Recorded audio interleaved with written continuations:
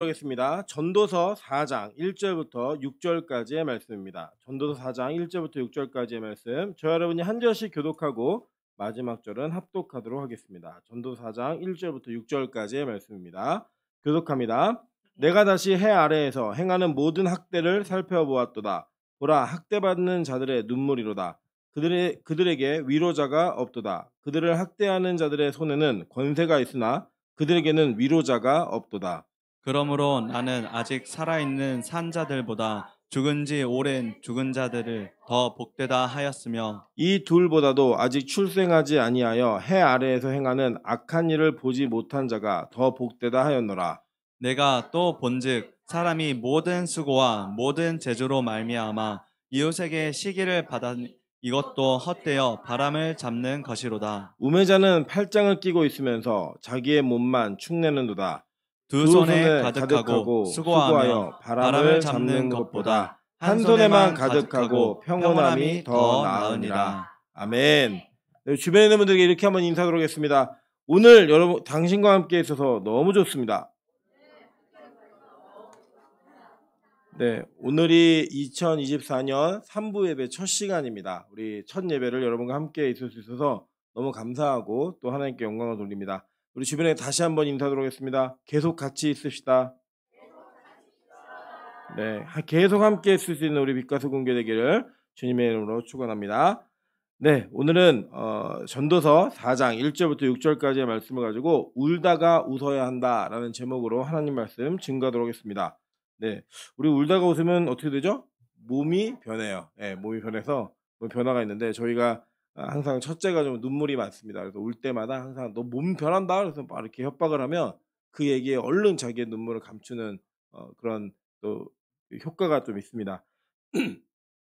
근데 오늘 이 본문에 보시면 여러분 아시는 바처럼 이 본문은 코엘레트라고 하는 제목이죠, 그죠? 전도자, 전도사, 이 전도서의 제목이 코엘레트인데 이게 모임 또 회중 교회에서 말씀을 전하는 설교자를 이야기하는 내용입니다. 그래서 이 설교를 통해서 솔로몬이 이야기했던 그 내용이 그 시대뿐만 아니라 지금까지도 우리에게 이야기하고 있는 내용들을 또 보게 될 거고 또 그 상황과 현실 속에서 지금 현재 우리가 살아가는 이 현대 사회 속에서 이 말씀이 얼마나 영향력 있고 힘 있는가를 다시 한번 살펴볼 수 있는 또 계기도 되기도 합니다. 사실 제가 읽으면서 참 느끼는 것 중에 하나가 뭐냐면 우리가 그렇거든요. 예를 들면 우리나라도 이렇게 부자가 있고 가난한 사람이 있잖아요. 그래서 그 삶의 질이 좀 차이가 있습니다. 그래서 그 삶의 질을 또 우리는 저기 뭐 후진국과 비교하면 또 여기서 가난한 사람이 거기서 부자인 사람보다 조금 더 나은 것 같아요. 뭐 예를 들자면 여러분 원하실 때 더물을 쓸 수 있는 사람은 전 세계 20% 밖에 되지 않습니다. 예. 여러분이 전 세계 상위 20% 안에 계신 분들이에요, 다. 오늘 찬물로 머리 감으신 분. 물 틀어 놓고 추워 갖고 그런 분 없으시죠? 예, 그게 이 현실인데 또 그렇게 어려운 나라를 가도요. 거기 안에서 또 빈부차가 있고 또 거기 안에 행복이 있는 것 같습니다.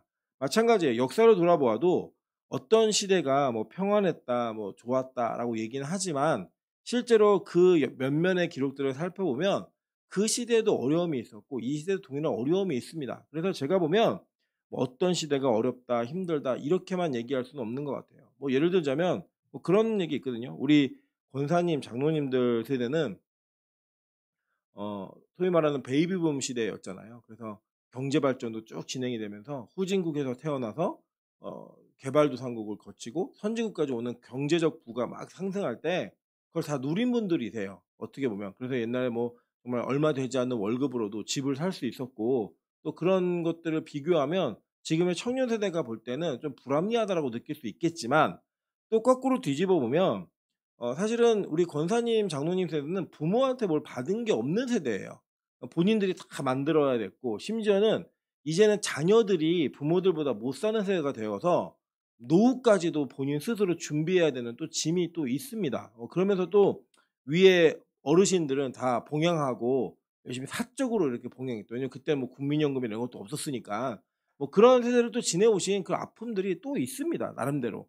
그 1대1로 비교할 수는 없는 거라는 걸 보게 됩니다. 왜냐하면 이 전도서가 쓰여진 시대에도 솔로몬이 계속 얘기하는 게 뭔가 내가 살펴보았다, 살펴보았다 얘기하는 건 그 시대를 본 거거든요. 그 시대도 보았고 그 역사도 보았겠죠. 보면서 자기가 살았던 시대에 어떤 문제가 있는지를 얘기하는데 그 문제가 지금 오늘날에도 똑같이 있더라는 거예요. 오늘 본문의 1 절을 보면 이렇게 얘기합니다. "내가 해 아래에서 행하는 모든 학대를 살펴보았도다."라고 얘기해요. 이 학대라는 단어가 아슈케임이라는 단어인데 이 학대가 이 단어가 학대, 압박이라는 뜻이에요.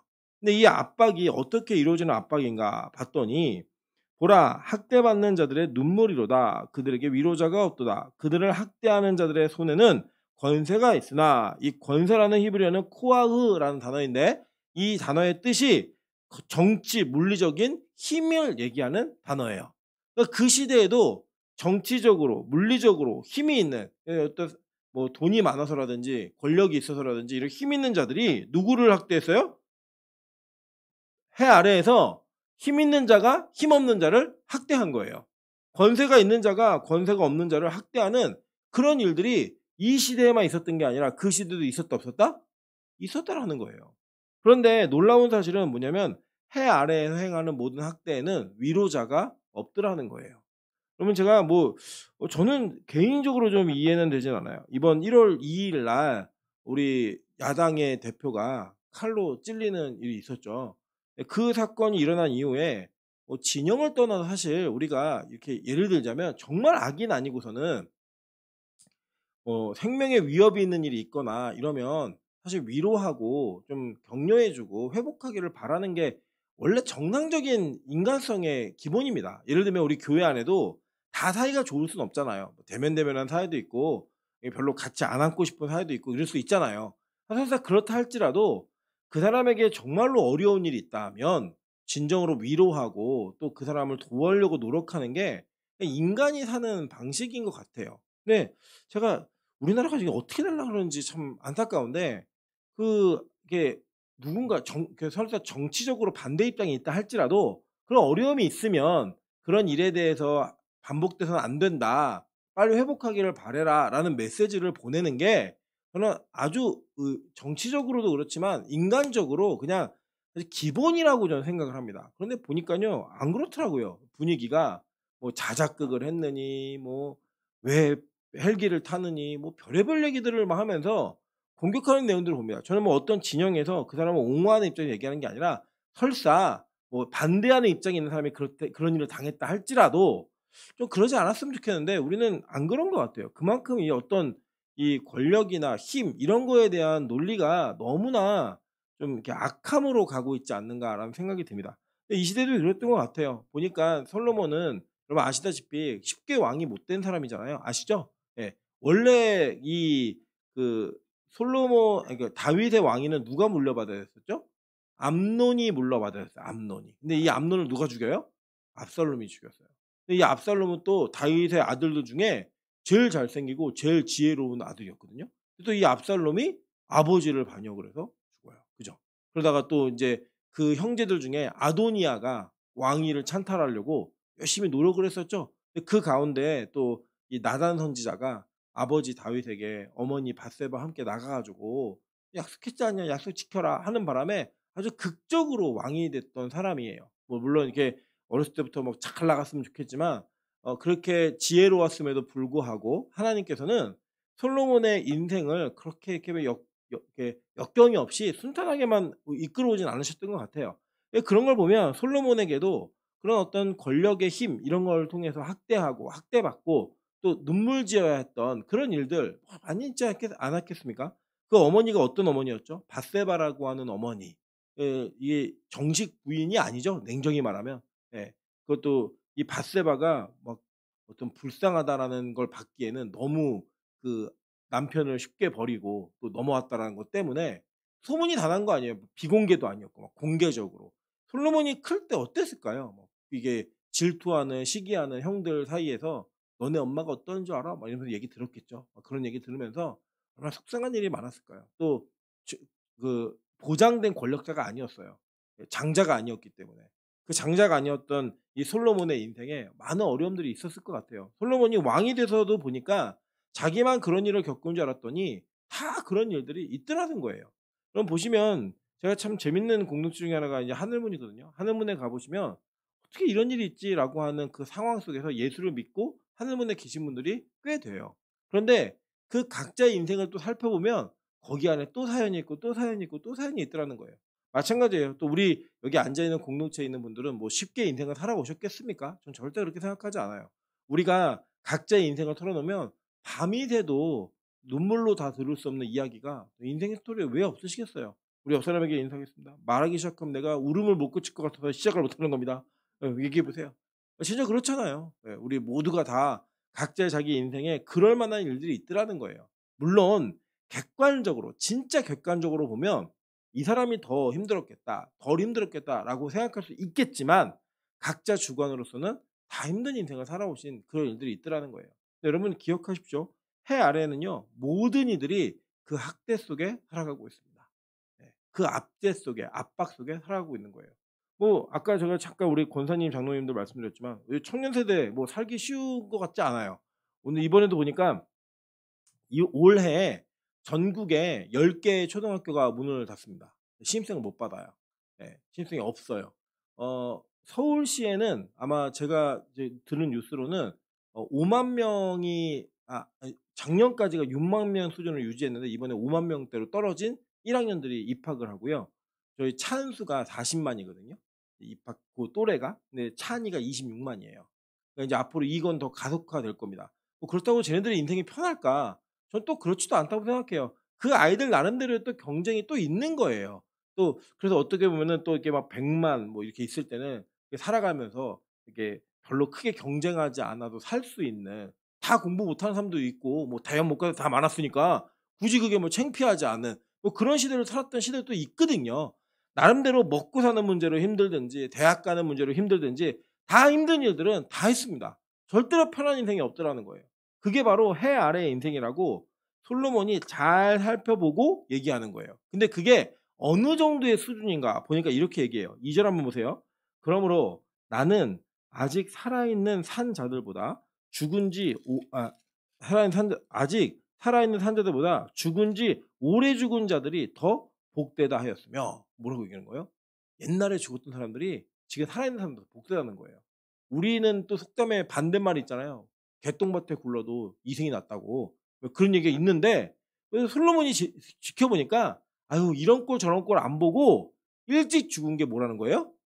복이라는 거예요 또 이게. 여러분 저는 이거는 좀 환경을 따지면 좀 그런 게 있는 것 같아요 이게 환경.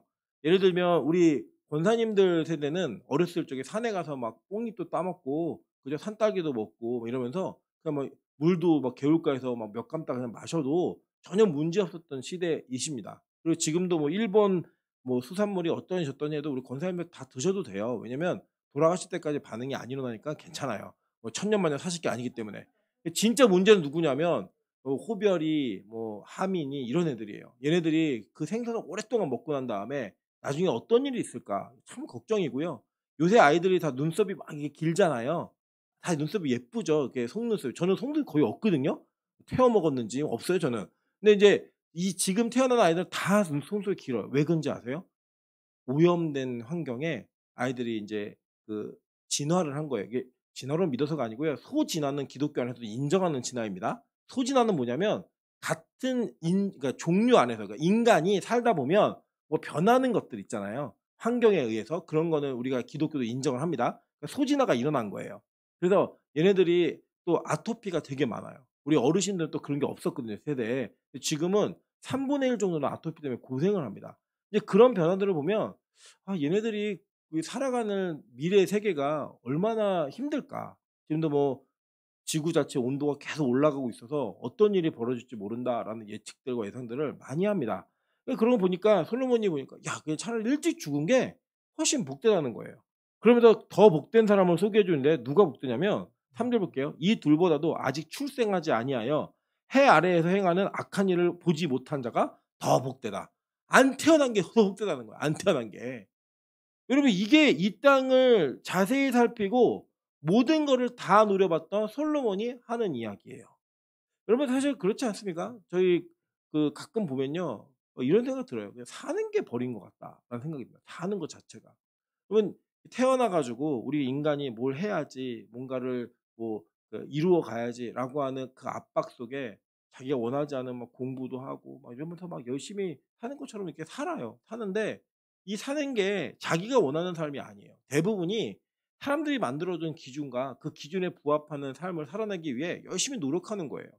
여러분 자 어떻게 생각해 보시면 이런 거예요. 옛날에는 노비로 살아도 행복하게 살았거든요. 여러분 노비로 사시라는 말씀이 아니에요. 노비로 살아도 행복하게 살았고요. 그 문화 속에 만들어진 개념이 자신의 육체와 영혼을 지배하게 했고 그 지배하는 기준이 지금의 기준으로 볼 때는 너무 불행한 것 같지만 그 당시에는 행복하게 살았다고요. 굳이 그렇지 않아도. 근데 그게 자꾸 시대가 변해가면서 요구하는 것들을 맞춰가다 보면 너무 힘든 거예요. 사실 여러분 잘 보세요. 여기 앉아 있는 대부분의 분들이 수학에서 함수를 못 풀고 미적분을 모른다고 되게 고생 많이 했거든요. 불안하고 막 수업 시간에 "오늘 6번 나와. 뭐 16번 나와. 26번 나와. 이거 풀어." 근데 미적분이에요. 못 풀어요. 그럼 막 내가 맞을까 봐 겁내고 막 이랬거든요. 지금 미적분 쓰시는 분 졸업하고 아무도 없어요, 아무도. 예. 영어 못해 가지고 막 영어 막 수업하다가 선생님이 읽으라 그럴까 봐 막 덜덜덜 떨고 막 이랬는데 영어 지금 영어 한 번 하나도 안 써도 되죠? 1, 2, 3, 4만 알아도 그냥 되시잖아요 그냥. 핸드폰 어디 있어요? 핸드폰도 영어 아니잖아요 사실. 예. 그죠? 그런 것들 우리가 몰라도 다 살았거든요. 근데 기준 가운데 막 맞춰 살다 보니까 너무 힘들고 압박받는 인생을 사는 거예요 자기 스스로도 그렇고 쫓기면서. 집이 없어도 집이 있어도 우리 행복하게 살던 시대가 있었거든요. 반지하를 살아도 친구 초대하고 같이 놀고 이랬던 시대가 있었는데 이게 자꾸 바뀌면서 인생이 너무 괴로운 인생을 사는 거를 솔로몬이 이제 보는 거예요. 보면서 "야 안 태어나는 게 더 복돼. 안 태어나는 게." 이 얘기하는 겁니다. 여러분 그러면서 얘기하는 게 뭐냐면 어느 시대든 눈물이 다 있다라는 거예요. 여러분 가끔은 여러분의 환경과 형편이 되게 이렇게 속상하고 힘들어서 우시는 때 있죠. 또 위로 이렇게 누군가 막 말해서 내 아픈 부분 툭 건드리면 막 울고 막 이럴 때 있잖아요. 특히 우리 자매님들 그럴 때 되게 많잖아요. 예 저희 아내도 뭐 우리 지난번에 이렇게 치료받다가 뭐 좀 정말 위로받는 얘기 한 번 딱 들으니까 눈물이 푹 터져 갖고 막 울더라고요. 저는 보면서 하나도 안 슬펐는데 저희 아내는 막 울더라고요 그냥. 그 우는 게 이게 자기의 마음을 만져주는 것 같지만 실제로 잘 생각해 보시면 정말 진정한 위로는 아니더라는 거예요. 네. 여러분 뭐 여러분 부인과 남편이 여러분의 평생의 위로자가 될 것 같습니까? 아니죠. 남편이 왜 남편이죠? 남의 편이어서. 예. 시집 안 간 사람도 다 대답해요. 왜 그죠? 다 본 거예요. 예. 남편이 남의 편이라는 걸 다 본 거예요. 여러분 진정한 위로는요 이 땅에 없어요. 솔로몬이 그러니까 없다는 거예요. 돈으로도 뭐 권력으로도 힘으로도 사람으로도 절대 그 위로자는 없다라고 아예 선언을 합니다. 그래서 1 절에 다시 돌아가 보시면 "그들에게는 위로자가 없도다." 그리고 얘기해요. 그죠? "학대를 당하는 권세가 있으나 그들에게는 위로자가 없도다."라고 얘기하는 거예요. 여러분 이 위로자라고 하는 이 히브리어가 나함이라는 단어인데 니함이라는 단어인데 이게 뭐냐면 슬퍼하다, 위로하다, 애도하다 이런 거예요. 그러니까 진짜 우리를 위해 울어주는 사람은 없다라는 거예요. 여러분 잘 보시면 그 응답하라 1988 인가? 거기에 인제 어떤 장면이 하나 나오냐면 이런 장면이 나와요. 그러니까 할머니가 돌아가셨어요, 할머니가. 그래 갖고 이 가족들이 막 애들이 슬퍼 갖고 할머니 장례식장에 갔는데 아버지, 고모들 막 이렇게 다 안 울고 잔치하듯이 막 있는 거예요 막. 이렇게 막 이렇게 뭐 이렇게 밥도 먹고 뭐 막 손님들 맞이하고 막 이런 막 이 장면이 나오는 거예요. 예 그런 장면이 막 나오는데 이제 애들이 막 속상해하는 거예요. "어 우리 아빠 맞아? 왜 엄마들 왜 그래? 고모들은 왜 저러지? 할머니가 돌아가셨는데 울지도 않아." 막 이러면서 막 속상해해요.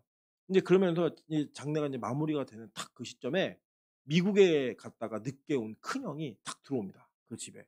그때 인제 동생과 그 여동생들이 막 가 갖고 같이 부둥켜 갖고 "우리 엄마 못 봐서 어떡해." 그러면 막 우는 장면이 막 나와요. 그때 인제 '아 우리가 부모님들 오해했구나.'라는 장면이 있는데 그 장면이 끝나고 그다음 장면에 보면 다시 정상으로 다 삽니다. 그냥 자기의 삶으로 다 돌아가서 살아요. 예. 그게 바로 그냥 현실이에요. 그대로 보여주는 거예요.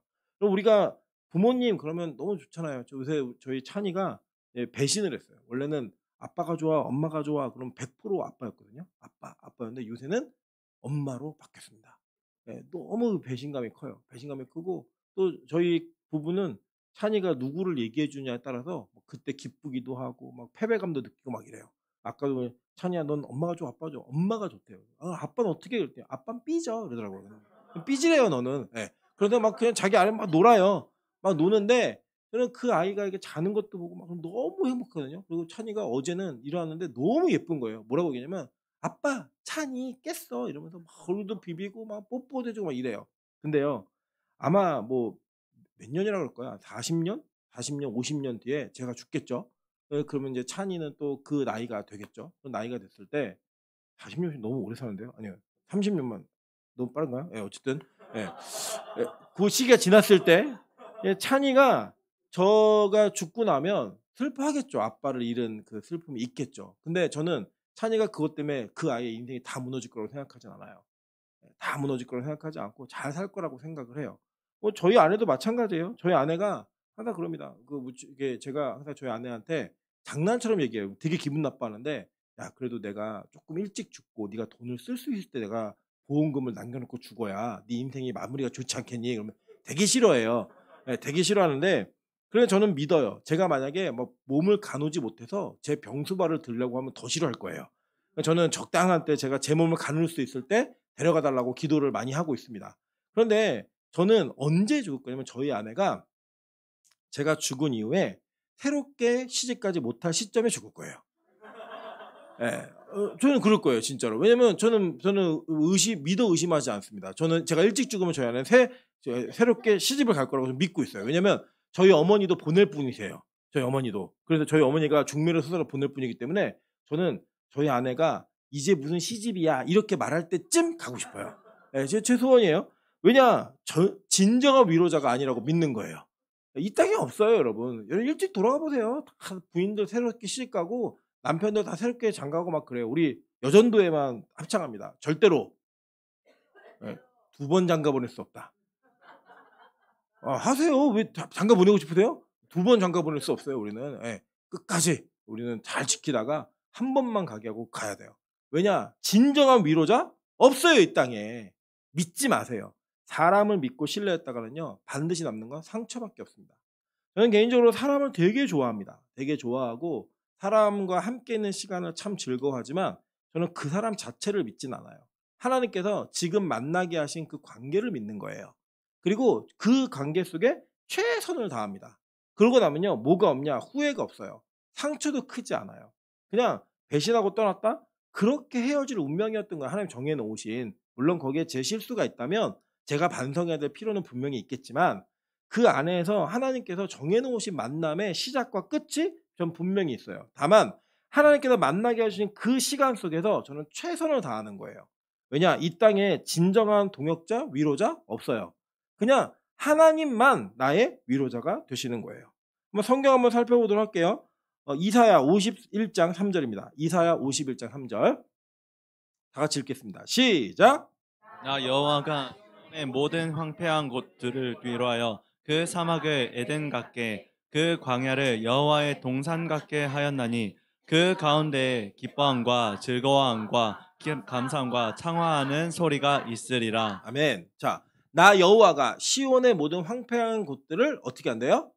위로하여. 위로자는 오직 위로자는 하나님 한 분밖에 안 계신 거예요. 해 아래에는 위로자가 있다 없다?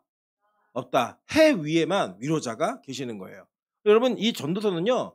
이 세상 다 쓸모없어. 뭐 아무것도 이걸만을 얘기하는 게 아니라 해 아래에 무의미한 것들 붙잡고 살지 말고 해 위에 의미 있는 것들을 붙들어라라고 하는 그 메시지가 저변에 깔려 있는 거예요. 그리고 이 전도를 잘못 읽으면 염세주의나 비관적으로 될 수 있는데 이 전도서는 그걸 위해 쓴 책이 아니에요. 전도서는 진짜 가치 있는 게 어디 있는가를 알려주기 위해 썼습니다. 한번 볼까요? 로마서 8장 26절입니다. 로마서 8장 26절. 자, 시작. 이와 같이 성령도 우리의 연약함을 도우시나니 우리는 마땅히 기도할 바를 알지 못하나 오직 성령이 말할 수 없는 탄식으로 우리를 위하여 친히 간구하시느니라. 아멘. 자, 이게 뭐냐면 하나님께서 성령이 우리 안에 내주하시잖아요. 그 내주하시는 성령께서 말할 수 없는 탄식으로 우리를 위해 간구한대요. 왜요? 우리가 연약해서. 그러니까 우리의 진짜 위로자는 누구예요? 하나님 외에는 없어요. 그걸 얘기하고 싶은 거예요. 그래서 여기 우리 중에도 제가 보면 사람 의지하는 성향이 있는 분들이 있어요. 사람이 많아서 그 사람에게만 집중하고 사람이 막 있으면 그 사람에게 푹 빠져갖고 다른 게 안 들리는 사람들 있거든요. 여러분 정말 철저하게 자기 자신의 진정한 위로자가 누구인지를 점검해 보세요. 네. 특별히 우리 교회는 우리 미나영 전사님이 그 애정 결핍을 극복한 이 전형적인 아주 좋은 사례거든요. 애정 결핍에서 이 극복한 사람인데 이 미나영 전사님 우리 교회에 있는 바람에 우리 교회는 애정 결핍인 사람이 되게 많아요. 네, 그리고 교구를 하나 만들어 주려고 그래요, 나중에. 애결 교구라 그래 가지고 이 애결 교구, 애정 결핍 해결되지 않는 자들이 이게 모여 가지고 이게 해결되는 거를 보여주고 싶어요. 저는 그 해결된다고 믿어요. 근데 이게요. 미나전서 어떻게 해결했냐면 다른 거 아니에요. 미나전서 원래 이게 해결이 안 돼 갖고 남자친구를 만나 갖고 그걸 해결하려고 노력을 진짜 많이 했어요. 네. 근데 그게 아니라는 거를 자기의 인생을 통해 알게 된 거예요. 왜냐면 영적 문제가 있다고 할 때 자기를 끝까지 책임져 줄 것 같은 남자가 배신했어요. 네. 떠났어요. 자기 못 하겠다고. 네. 그때 미나전서에 손을 잡은 사람이 누군지 아세요? 예수님이에요. 네. 그래서 그 온전하게 자기가 치유받고 나서 예수님을 채우고 나니까 근데 처음에는요 우리 민정사님 너무 남자에 대한 갈급함과 애정 결핍이 있어 가지고 기도원에서 예배를 드릴 때 주변에 남자만 앉으면 설레 갖고 예배를 못 드리는 거예요. 진짜 그래서 진짜로. 그걸 고백하고 맨날 기도하고 막 이랬거든요. 근데 진짜 예수님을 깊이 만나고 나니까요 이제는 아무렇지도 않아요. 완전하게 해결되어진 그 상태에서 하나님께서 다시 회복하시는 일들을 경험하게 되더라고요. 그래서 참 신기한 게 제가 애정 결핍이 심한 사람들을 보면 잘 이해가 안 갈 때가 있거든요. 미나연 조쌤이요 정확하게 진단해 줘요. 왜냐? 자기 마음인 거예요. 옛날에 자기 마음인 거예요. 정확하게 얘기해 주는 거예요. 왜 저러니? 그러면 이러이러해서 그런 거예요. 아, 이게 되는 거예요. 그래서 저는 믿습니다. 회복 안 된다고요? 아니에요. 진짜로 하나님을 제대로 만나면 회복이 돼요. 왜냐? 진정한 위로자를 만나고 나면 그 상처와 아픔과 결핍됨이 하나님의 은혜로 채워지는 일들을 경험하기 때문이에요.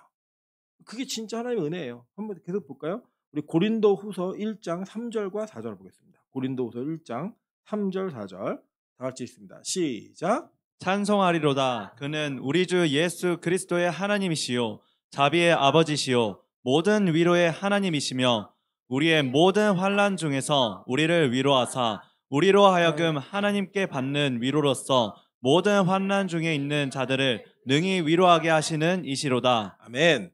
자, 그래서 여기 말씀이 뭐예요? 우리가 그 위로를 받고 나면 그 위로 때문에 우리가 다른 사람을 위로할 수 있는 자가 된다라는 거예요.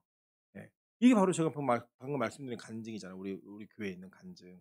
저는 이거 믿습니다. 그래서 여러분 진짜 위로자 되시는 그 하나님의 은혜를 경험하잖아요. 그러면 내가 해결되지 않았을 것 같은 그 문제가 진짜 해결이 되어져요. 네. 그러고 나면요. 그런 문제가 있는 사람들에게 같이 위로자가 될 수 있는 힘이 생겨요.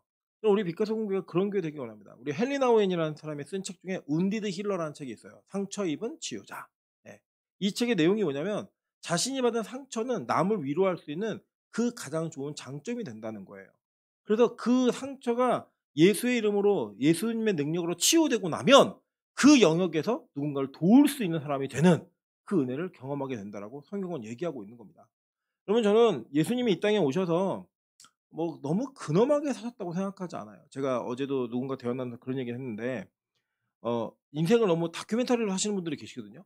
근엄하고 너무 진지하고 시리어스하게만 사시는 분이 있는데 예수님이 그렇게 안 사셨다고 저는 생각해요. 왜냐하면 뭐 잘 생각해 보세요. 예수님이 이 땅에 오셔 가지고 예수님이 주로 사람들을 만나셨을 때 찾아가서 만난 사람들이 누구였냐면 세리, 창기, 죄인들이었어요. 그죠?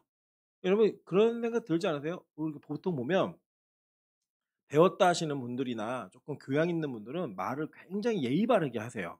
그래서 기분 나쁘지 않게 해요. 근데 그렇게 예의 바르고 기분 나쁘지 않게 한다라는 거 뭐냐면 자기 관리도 잘하는 거고 자기를 다 내보이지 않는 거예요. 근데 이게 저작거리 시장이나 좀 이렇게 창기들 막 죄인들이 모여 있는 뭐 교도소 이런 데 가면 말이 어떨까요? 거기서 "줄을 서시지요." 이렇게 얘기할까요? 예. 그렇게 얘기 안 하겠죠. 뭐 2년 전혀 뭐 "이 새끼야, 저 새끼야." 하면서 막 폭언들이 오고 가고 막 이렇지 않겠습니까? 우리 한번 상상을 해 보면? 그러면 예수님이 찾아가서 만났던 그 대상자들이었던 창녀들, 세리들, 죄인들 이런 사람들의 모임 속에 예수님이 거기에 끼시려면 예수님이 우리가 생각하듯이 천천히 걸으면서 천천히 얘기하고 이런 고상함을 보여서는 그 사람들과 동질화될 수 없는 대화의 문이 열릴 수가 없었을 것 같아요. 예수님은 어떠셨을까요? 저는 예수님 물론 그렇다고 욕을 했다는 건 아니에요. 같이 막 욕하면서 침뱉고 그랬다는 게 아니라 그 사람들이 부담감을 느끼지 않을 정도로 내 이야기를 할 수 있을 정도의 여유가 있는 위로자의 모습이 예수님께 있었다고 저는 생각을 해요. 왜냐하면 그 죄인들이 자신의 죄악의 문제를 토설하면서 자기의 삶을 바꾸고 싶어 했거든요, 예수님을 보면서. 그러니까 동일한 게 아니라 이질감이 없었지만 그분을 통해 새로운 삶을 열고 싶었던 거예요. 그게 진짜 위로자인 겁니다. 그게 진짜 위로자인 거예요. 여러분, 저는 교회가 우리 빛과 성교회가 너무 고상한 교회 되기를 원하지 않습니다. 너무 고상한 교회가 되지 원하지 않아요. 여러분, 제가 그 금요일 날 전하다가 못 전했는데 예수님이 어린아이가 오는 거를 막지 말라고 얘기하시는 장면이 나오잖아요. 성경의 복음서에 보면. 우리는 보통 그 장면을 어떻게 이해하냐면 어린아이처럼 순수해야 된다, 뭐 이런 얘기를 막 해요. 근데 한번 상상을 해 보실게요. 그때가 어떤 장면이었냐면 예수님이 말씀을 가르치고 있는데 애들이 막 예수님께 오는 거예요. 제자들이 막 그 듣고 있고 청년이 듣고 있는데, 여러분 그냥 어떻게 생각하시면 되냐면 지금 우리 교회에 설교하고 있는데 찬이 뭐 하랑이 얌전하니까 뭐 찬이 호별이 뭐 소리 지르는 하민이 막 다 풀어놓은 거예요, 애들이. 얘네가 막 강대상 위에 올라서 막 소리 빽빽 지르고 막 난리 막 죽이고 있는 거예요, 지금. 그리고 그 장면이 한번 생각해 보세요. 제자들이 말린 게 너무 당연하죠. 끌어내고 "조용히 해. 애들은 가. 어른만 오는 곳이야." 막 이렇게 그냥 당연해요. 근데 예수님이 그 장면 속에서 뭐라고 얘기하시냐면 "어린아이 같지 않으면 천국에 못 들어간다."고 얘기를 했어요. 제가 그걸 보면서 어린아이가 귀여워서 막 천사 같아서 그랬을까? 전 절대 아니라고 생각해요. 한번 생각해 보세요. 애들 시끄러워요. 여기에 호별이 찬이 딱 서 갖고 얘네가 지금 예배 시간에 같이 있으면요, 우리 예배 못 드립니다. 집중도 안 되고 엄마들은 막 미안해하고 막 이래야만 되거든요. 뭐냐? 예배에 방해되는 사람들이었다고요. 불편한 존재였다고요. 그런데 걔네들은 그러함에도 불구하고 그냥 오는 거예요. 그냥 달라드는 거예요. 그냥 오는 거예요, 그냥. 자기를 그대로 내보이는 거예요, 그대로. 여러분, 교회 안에 죄인이 오면 좋을까요? 불편해요. 여러분 옆에 술 취하고 담배 냄새가 나고 있는 사람이 앉았다고 생각해 보세요. 예배가 잘 드려질까요? 아니겠죠. 그죠? 뭐 죄인의 모습이 그냥 그대로 있어요. 막 죄수복 입고 막 수갑찬 채로 막 옆에 앉아 있어요. 예. 발 딱 올렸는데 막 발찌가 있어요, 막. 예. 그 있잖아요. 위치 추적 발찌가 막 있고 막 이래요. 그럼 여러분 그 예배가 영광스럽고 좋으시겠냐고요. 불편하시겠죠? 그런데 그 사람들이 그냥 어린아이처럼 오는 거예요, 그냥. 그렇게 와야지만 하나님 나라에 갈 수 있다라고 얘기한 그 복음이 저는 우리 교회뿐만 아니라 지금 한국 교회의 절대적 복음이라고 생각합니다. 한번 생각해 보세요. 우리 교회가 진짜 그런 죄인들이 들어와서 위로받을 수 있는 교회인가? 예. 담배 피는 우리 소진이가 와 가지고 위로받을 수 있는 교회인가? 제가 언제 참 속상했냐면 우리 소진이가 야유회를 갔다가 막 놀다가 이게 오랫동안 구름 과자를 안 먹으면 또 이게 힘들거든요. 근데 이거를 피는 것도 또 어려우니까 막 못 견뎌서 막 그냥 가 버렸어요, 그냥. 내가 그 얘기 듣고 너무 속상한 거예요. 그냥 같이 피지. 예. 권사님들 중에 뭐 맞담배 해 주셔도 맞담배 하시면 안 돼요. 예. 안 되는데 그냥 이렇게 불 붙여 주면서 대화 나눌 수 있는, 그게 '우리 교회가 왜 이래?' 그게 아니고요. 우리 교회는 담배 피는 걸 못 피게 하는 교회가 아니라 담배 피는 사람이 위로를 받고, 얼마나 세상에서 진짜 위로자를 못 만났으면 술, 담배로 자신을 위로하겠어요. 진짜 위로자를 만나서 참된 위로자가 누군지를 알고 그거를 끊을 수 있는 그런 교회여야 좀 멋진 교회이지 않을까요? 여러분, 제가 목사로서 참 채통이 없는 사람이에요. 보면 이게 저도 알거든요. 어떻게 하면 목사가 채통이 있어질지 알아요. 말 천천히 하고 여러분과 만남을 최소한으로 줄이고 그냥 경건하게 보이는 위장을 하면 여러분 그냥 우리 목사님 참 훌륭해. 참 이게 대단해. 목사로서 인품이 있어. 이런 얘기 막 하실 거예요. 근데 저는 제가 청년들과 오랫동안 사역하면서 그런 목사에게는 자신의 죄악의 문제와 어렵고 힘든 문제를 절대 얘기할 수 없다는 걸 알아요. 왜냐? 제가 그런 사역자를 만났을 때 한 번도 저는 그런 분들에게 얘기해 본 적이 없어요. 그런데 저 목사님 나랑 별로 다르지 않네. 같이 죄 짓고 있네. 같이 비슷한 수준이네. 라고 생각이 들면 말할 수 있어요. 말할 수 있어요. 왜요? 한번 생각해 보세요. 말할 수 있다니까요. 예를 들어 제가 막 담배 피다가 소진이한테 걸린 거예요. 소진이가 그다음부터 제 앞에서 담배 필 수 있을까요, 없을까요? 있죠. 예. "에이 목사님 일로 오세요. 이게 더 맛있어요." 막 이러면서 남은 거 하나 돛대 막 이러면서 막 줄 거예요 막. 예. 그런 일들이 있을 거예요 진짜로. 저는 그런 목사가 되고 싶어요. 예. 저는 예수님도 그렇게 사셨다고 생각해요. 그냥 우리 빛가서공 교회 어른들이 그런 어른들이 되셨으면 좋겠어요. 여유 있는. 이제 막 예수 믿고 이제 막 들어온 사람들 그게 어른이든 아이들이든 간에 얼마나 알겠어요 얼마나. 뭘 알겠어요. 그 모르는 사람들이 불편하게 우리를 만들 때 그 불편함을 위로할 수 있는 얼마나 이 땅에서 예수로 위로받지 못했으면 그런 것들로 위로를 받으려고 노력하겠어요. 그걸 위로해 줄 수 있는 그 여유가 그 복음이 우리 안에 좀 있어야 된다고 생각합니다. 그래서요. 여러분 우리가 이 압제를 받았던 이런 기억이 여러분에게 눈물을 나게 할 거예요. 힘든 그 기억들이 여러분 되게 눈물 나게 할 거예요. 근데 그것이 진정한 위로가 되시는 하나님으로부터 위로를 받고 나잖아요. 그게 웃음이 되어서 남들에게 웃음을 줄 수 있는 사람이 전 될 수 있다고 믿어요. 우리 몸이 자꾸 변해야 돼요. 네. 울다가 웃다가 울다가 웃다가 그걸 계속하는 게 전 그리스도인 같아요. 그걸 계속 할 수 있는 것이 그리스도인의 특권인 것 같아요. 예. 요 뒤에 보면은 인제 뒤에 다음 주에 하죠 뭐. 요 시간도 많이 있고 뭐 어차피 저 이 교회 금방 떠날 것도 아닌데 다 오래 있다 하도록 하겠습니다. 예. 그런 내용들로 우리가 이제 이 삶을 좀 살았으면 좋겠고 빛과 소금교를 만들었으면 좋겠습니다. 예, 여러분 마음에 이걸 자꾸 들어도요. 막상 딱 대면하면 잘 안 돼요. 잘 안 돼요. 우리 지난번에 제가 보니까 우리 교회가 막 예배드릴 때 우리 새로운 부부가 막 이제 막 스킨십을 하고 막 이래요. 불편해요. 어른들이 막 힘들어요. 근데 모르니까 몰라요. 몰라 잘. 근데요. 그들이 진짜 예수님을 만나고 나잖아요. 그러면 예수님 외에 다른 거에는 집중하지 않아요. 그걸 참아주는 거예요 그냥. 예. 부러우면 또 하세요. 옆에 공직사진 앉혀 놓고 같이 막 하세요. 권사님이 제대로 보여줄게 막 이러면서 보여주시는 거예요 막 그냥. 그렇게 막 보여주면서 막 그런 분위기 만드는 거죠. 근데 야 진짜 이게 예배가 더 좋다? 막 보여줄 수 있는 거예요 그게. 그게 그리스도인의 여유라고 저는 생각을 해요. 그럼 빛과 소금 교회가 그런 여유가 있는 교회였으면 좋겠습니다. 여유가 있는 복음이 우리 교회 안에 온전히 자라므로 말미암아 여러분 좀 많이 우세요. 그리고 많이 웃으세요. 그래서 울고 웃는 것의 반복이 다른 영혼들을 위로할 수 있는 위로자로서 변화받을 수 있고 바뀔 수 있는 저 여러분 되시기를 주님의 이름으로 축원합니다. 자, 우리 찬양으로 기도하겠습니다.